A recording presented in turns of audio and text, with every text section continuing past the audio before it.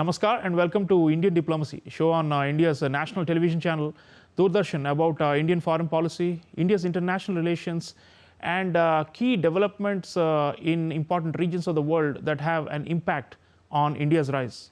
Viewers, in this episode, we are doing a deep dive into a phenomenon which is usually in the backdrop of international politics, but is now coming to the foreground. This is nuclear weapons and the proliferation of nuclear weapons. These are taboo weapons for usage in warfare, but increasingly we find that there is a discourse around bringing them into battle and using this to settle scores. So it's a dangerous moment we are in. So what is this all about, and this nuclear arms race that is potentially starting, how will it impact on international security and on India's security? These are the themes of the show. And to discuss this with me, I have a scholar who has written about nuclear proliferation and disarmament issues and has recently published a new book about this, Dr. Kanica Rakhra. Dr. Rakhra is at the Kautilya School of Public Policy in Hyderabad and is a well-regarded upcoming scholar.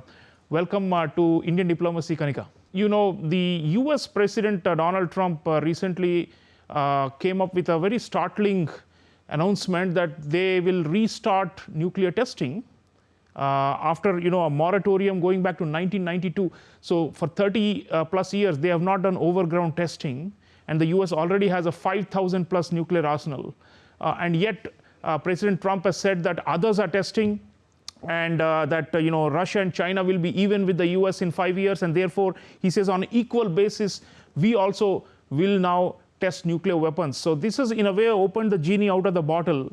So I wanted your thoughts to start with on what is the motivation of the US in wanting to overcome this old moratorium and test again. I mean, because it already has such a massive arsenal, isn't it? So what is the strategic calculus of the US as per your reading, and why are they talking about this nuclear competition? This was all Cold War era logic, isn't it? So in the third decade of the 21st century, why are they talking about testing nuclear weapons all over again?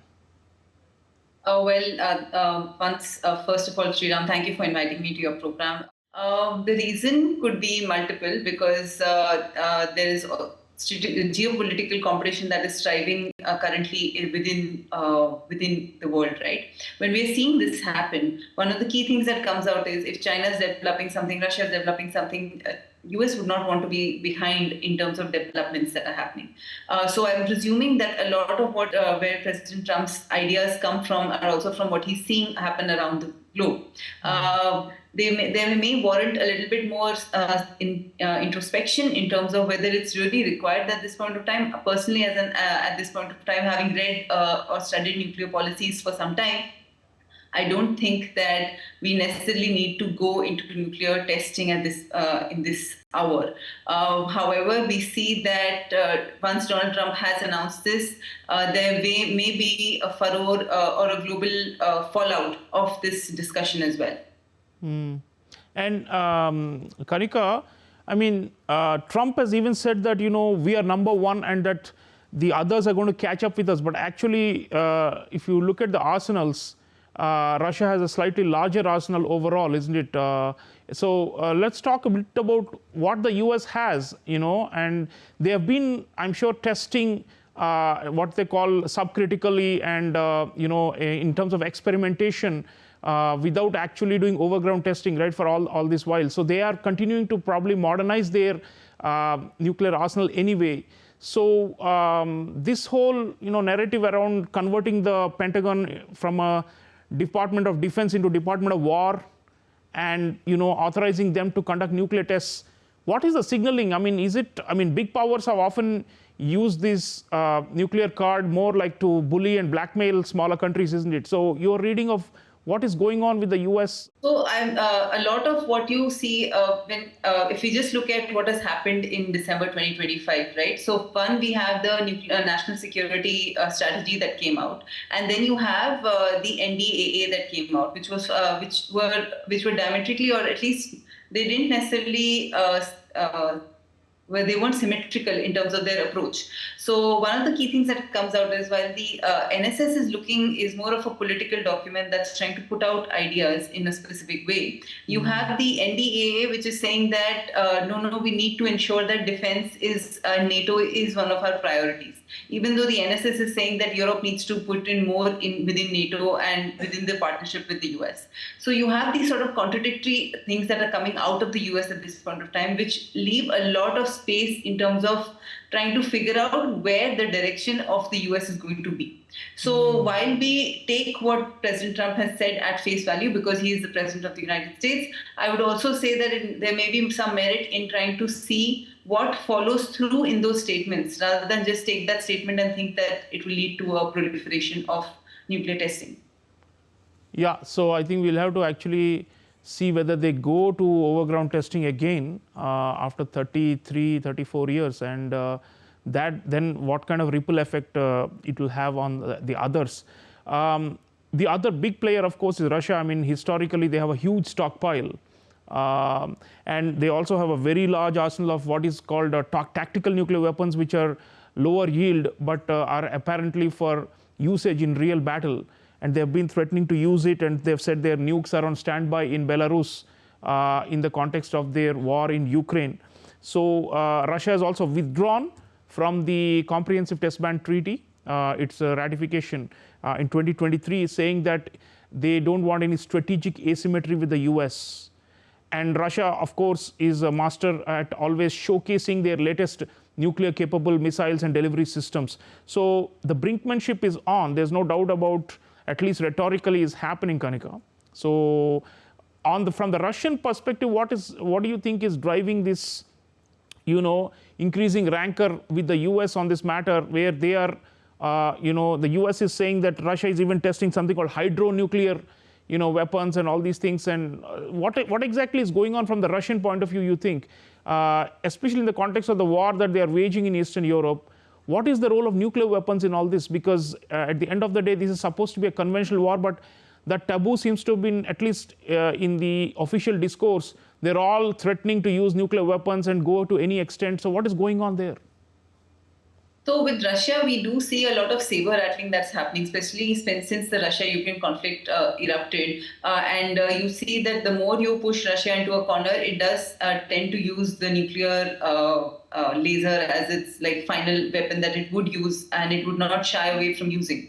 However, we have not seen much action in terms of whether we can say that Russia is actually trying to use nuclear weapons on the ground with Ukraine, or in other cases either. The other thing that also happens is we need to be a little cautious of is when the US claims that Russia is doing these tests or that it may have more tactical weapons in the future. There is a lot of presumption that also comes because US also has its own fears when it comes to Russia, especially in US Congress and US political machinery. There is some structures that may assume that US would act in a specific, Russia may act in a specific way. That may not necessarily always be true, because we see recent documents that have come out also which keep a tab on Russia's developments, that what US may have presumed about Russia and China may not necessarily may not be something that both have followed through in terms of their developments of their nuclear weapons, whether they be tactical or strategic. Yeah, so then there is bluster, I guess, on all sides, and there's also exaggeration. But I don't know if we can take any comfort in that. I mean, because, whether tactical nukes can be used or not, is really open, and we don't know whether there are enough guardrails checking this, isn't it? And in the Russian case, there's always, I think they still assume parity with the US, right? Even though Russia is economically far behind, the US is no longer even considered a great power, unlike China, but still Russia has that, post-imperial kind of an identity where, it was a big empire, it was a big great power, and therefore wants to use probably this nuclear card also to send a message that we still matter, isn't it? It's more like a status affirmation thing for them. Well, status affirmation is something that's deeply entrenched with all nuclear weapon states, whether we like it or not. But there's also a point that I'd like to raise over here is about nostalgia. Like you mentioned, that Russia has this sense of being an imperial power, being past because of its civilization history. There is this case that comes through with nostalgia, where you feel that you need to justify also to your state, to your people. It's true for Russia as much as it's true for China, as much as it's true for the United States. So we shouldn't take any special case in terms of for Russia in this context. However, if we were to look at the idea of what you talked about, the saber rattling and the idea that tactical nuclear weapons are growing, this is definitely not a good sign, because the language in which international state actors are communicating with each other is very, very, at this point of time, disruptive. It's not looking for solutions. It's not positive in its perspective. It's constantly looking at one-upmanship, which is creating more fear within other smaller states. Yeah, and the arms reduction treaties, the arms control, the entire regimes seem to be collapsing like nine pins, and especially US, Russia, most of the agreements, viewers, have fallen aside. Only there's something called a New START. That's the only one which limits the overall size of nuclear weapons that may still survive, but many others have fallen by the wayside. So it is a worrisome, trend indeed. Kanica, nowadays, no discussion on disarmament or nuclear issues is complete without talking about China, because they are actually ramping up their arsenal, and it's being called the fastest growing arsenal in the world. And by most accounts, they have at least 600 nuclear weapons and are aiming to build many more at a very fast pace. They have also not tested over ground, but they seem to have the capability, the technological ability to do it underground or in laboratory conditions through simulations and so on. So what are the Chinese ambitions here, and frankly, why do you need 600 or 1000 or 5 or 2000 or more nuclear weapons? Is this again just the status game that we're talking about, or is there some even real military logic to this, saying if the Americans have this much, then we cannot have less because there is some kind of second strike, parity or whatever. We heard a lot of these during the Cold War, right? During the nuclear arms race, where each side would say that I must have equal or more than the other. So what is the Chinese logic? So when we look at China's nuclear arsenal, one of the key things that we need to know is that for China, the only adversary that matters is the United States. So everything it develops in terms of its nuclear arsenal, in terms of its military capability, is with the focus of looking at securing itself, and also on how it can protect itself from the United States or compete with the United States. This is a key thing that is a part of the Chinese psyche. However, it is also true that China is not necessarily getting into an arms race of the kind that we saw during the Cold War between Russia and the United States, because China is also learning from the past. It's also making sure that it understands what are the factors that work and what don't work, and whether it needs to fall into the same traps that Russia and the United States fell into years ago. So it's being cautious of international history when it's engaging in its developments, and it's not necessarily engaging in an arms race the way you were referring to. I would say it's getting into an arms race where it's developing its technology, it's developing its nuclear arsenal, but it's keeping it to a point where it cannot be said that China is in an arms race with the United States, which also makes it difficult then for the United States to say that you need to come into an arms control treaty. Because if Russia and the United States were developing parallel to each other and were raising the bar in terms of nuclear warheads, you were also, both states are then forced to come on the table to discuss nuclear arms control in some manner. But China has been cautious of that engagement, and thus it's difficult for the United States then to ask China to then come on the table in terms of arms control. Yeah, I mean, they would not want arms control because they are still relatively behind. And the gap is still, 600 and 5,000 are like, chalk and cheese. That's what I'm saying. So they are not increasing it to a point where it can come to getting on the table of arms control, but they're also increasing it to a point where it is making the United States uncomfortable.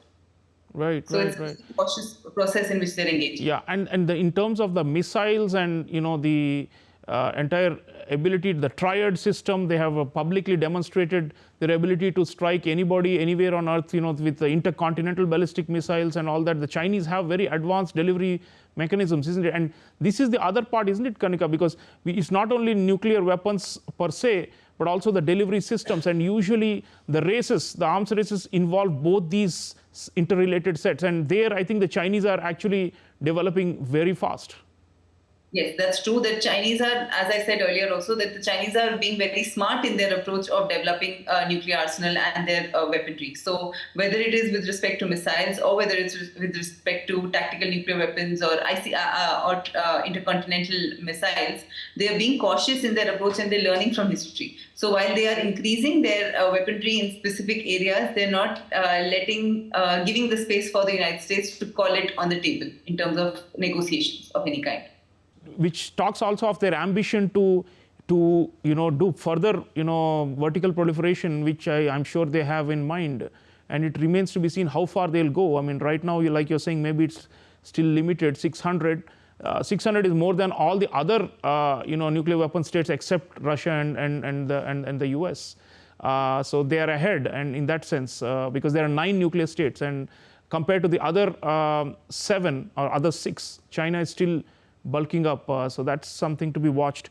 Coming to India now, Kanika, we have this moratorium in place since the 1998 Pokhran 2 tests, right? And we have not conducted any overground tests since then, and we have always said that we have a credible minimal deterrent, and it's sufficient with including second strike capability and triad capability and all these things. So therefore, it has not been seen as necessary to conduct more tests. But since Trump has, stirred this hornet's nest, there have been calls among a strategic community in India to rethink our moratorium. And it's now 27 years, and the technology has changed, the delivery systems have changed, everything needs to be updated, and you can't do everything through subcritical tests or simulations or computer simulations, and therefore you need to do real tests, quote unquote, like what we did in 1998. There is an argument for that. So what is your thinking on the Indian moratorium, and will it remain in place, and what are our options to update the arsenal, as they are saying, without having to go for full testing? Sreeram, that's a very complicated question, and I'm going to try and address it. So, what happened with India and the United States after the Pokhran test happened was that India created this moratorium that was not imposed by any other state. It was India that chose to do this moratorium. And because of India's first step that it took, it was also helpful in how India-US nuclear deal comes into place, how India's nuclear sector opens up. Yes, we saw this in December 2025. We can see that India's new bill has come out with respect to the nuclear bill that has come out, right? Where we are seeing that there's going to be more private players in the nuclear industry. That's for peaceful energy, right? That's not the military program, yeah. That's not, but it's also largely linked with the fact that India decided to say this, so there were so many other benefits that came out of it. But it was also based on the fact that the United States also had a moratorium. So when Donald Trump makes this statement that he says that the moratorium no longer exists for the United States, and we will test if we have to, it questions everything in terms of the international structure that has been placed by the United States. So it remains to be seen how the United States acts on what President Trump has said, but it is definitely going to open a lot more questions in different parts of the world, including India, on what this means for India as well. While the requirements of testing are something that scientists can speak better about, and it mostly has been analyzed that you can manage with subcritical testing and computer simulations. If there is a global move towards nuclear testing, there will be a pressure on India as well to then do some tests of its own to ensure that its deterrence is credible. Right. So it's all interrelated, it seems. I mean, this is all a relative phenomenon. Kanika, we've looked at main players, and there are also, Israel North Korea, Pakistan, and possibly Iran, which is a kind of like a threshold state, but they may have been held back by the recent Israel-Iran conflict, where the US also bombed Iranian nuclear facilities. But if you look at the big picture, all these actors, these 9 states, and potentially more who may want to acquire these, because wars are increasing, geopolitical competition is increasing. We are in a so-called new Cold War era as opposed to the original Cold War. So in that sense, the overall conditions seem to be in favor of reopening this whole can of worms, isn't it? And it does strike to me as something that we need to be concerned about. On the other hand, there are so-called realists who would say that it doesn't matter, let more people get nuclear weapons, let there be 50 or 100 or 20 or 30 or 50 nuclear weapon states, and it will solve all the problems. Nobody will go to war with each other because of mutually assured destruction. So you've written this new book about disarmament, including highlighting Indian women voices. What is your perspective on this debate about whether testing or even vertical or horizontal proliferation of nuclear weapons, is it good for international security, or is it actually something that could lead to real usage of nukes one day, or even a nuclear holocaust, something that we have not seen since Hiroshima and Nagasaki in 1945. So your thoughts on which direction international security is heading on the nuclear axis? I would personally not be in favor of most states going into the nuclear domain. While there is a strong argument saying that if all states have nuclear weapons, then no one will be under attack and there'll be mutually assured destruction. But as we can see in the case of India and Pakistan, it's not that they have not gone into war, or even it creates what is called the stability-instability paradox. So you have stability at the nuclear level, but there is instability at the conventional level that consistently sustains. So it may not be best for most states to go nuclear unless the requirements are critical in terms of security considerations, one way or the other.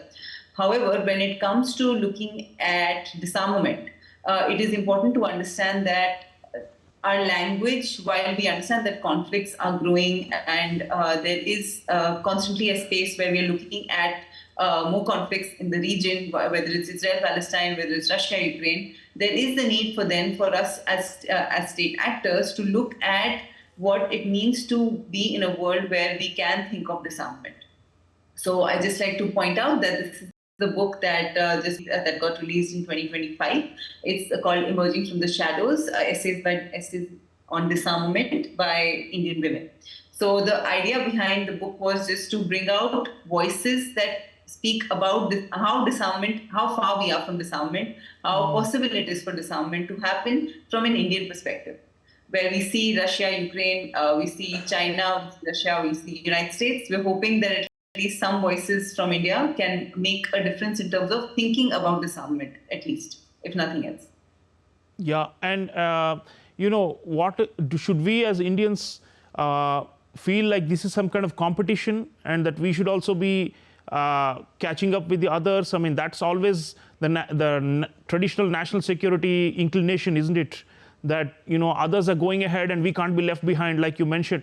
Or should we just be reassured that we've got the basic minimal, and we should actually be advocating for this broader theme of disarmament, which requires actually all these heavily armed states to start giving up what they already have acquired over the decades. And so that's a much harder task. So what's your view? I mean, should we be continuing to advocate and push for universal disarmament, which seems unrealistic, or should we just get into the act of, okay, the Chinese have 600, I have only 180, so I need to build up now, and I don't care about Pakistan because it's anyway weak, but the Chinese are going to be our long-term adversaries, so we can't have a disparity with them. What's your view? Should we fall into this competitive logic, or is there some cooperative logic through which we can come out of all this? While the book I have written is about disarmament, I'm well aware of the fact that disarmament is something that we cannot discuss that comfortably at this point of time between states. The idea was just to initiate conversation on disarmament, but not sort of say that India needs to take the lead on disarmament, because India has its own national security interests at this point of time, which constrain its hand in terms of how it can approach disarmament today. However, I would also not agree that India needs to jump on the wagon just because every other state is jumping and get into an arms race, where it gets pushed into a corner and it's forcing its economic might into different directions. The idea would be to be smart about what is the requirement on the ground, how much do we need to invest in our nuclear missile capability, and how much we need to focus on what other developments are happening around the world. So we need to be cognizant of the world around us, but not jump into a bandwagon which says that if the US is testing, if Russia is testing, India has to test. That shouldn't be the idea at all. It's not something I would definitely recommend. Right. Viewers, a very interesting conversation with Dr. Kanica Rakhra of the Kautilya School of Public Policy. And we have discussed the motivations and the calculus of all the central players in this what could be potentially a new nuclear arms race, which has been triggered by the US's announcement that they will restart testing. Nothing has happened yet, thankfully, but once this has been mainstreamed, it may be difficult to turn it back as well. So there is a real chance that we are looking at not just heightened geopolitical rivalries and great power competition, but also as a part of that, or as a subset of that, more nuclear proliferation, including by those who already have massive arsenals. So it's not a pretty picture, and we cannot be sure about the rationality behind the non-use of nuclear weapons. I mean, this is something that advocates for peace have always raised, that just because there has been no nuclear attack since 1945 on Japan doesn't mean that it will not happen again. And it's a question of what the rationality is also relative, and it's also circumstantial. And if wars break out, then we cannot be sure. So I think it is sanity to not actually restart nuclear testing, ideally speaking. But then, as Dr. Rakhra said, India has national security compulsions. We have our two nuclear armed adversaries on our western and northern borders, and we will need to keep a watch on their technological as well as numerical growth of arsenals, of their nuclear arsenals. And we will also need to reassess in a very, very open-minded way as to where our security lies and what kind of balance we need to strike between conventional and non-conventional, and within non-conventional, the so-called weapons of mass destruction, what do we need to do to keep up with the others. But end of the day, the competitive logic may harm everyone and may not be good for international peace and security. Let me thank Dr. Rakhra for your research and for your work and for sharing your valuable insights on a topic that is usually seen as very abstract or something that we need not worry about because it's somewhere in the backdrop. But I think it's high time we did this. So thank you for joining me. Thank you for having me. So viewers, nuclear weapons are back in circulation, at least in the rhetoric and in the propaganda of all the principal players. Armed conflicts are rising, great power rivalry is increasing as we speak, and regional conflicts are also erupting or restarting. So there is a risk associated with nuclear weapons today, which was not there even like 5 or 10 years ago. So we need to be cognizant of these risks, and we need to cautiously navigate this new nuclear arms race, so that one, we are not left behind, but two, we are also not contributing to a bigger global crisis. So thank you for watching. I'll see you again next time. Until then, take care.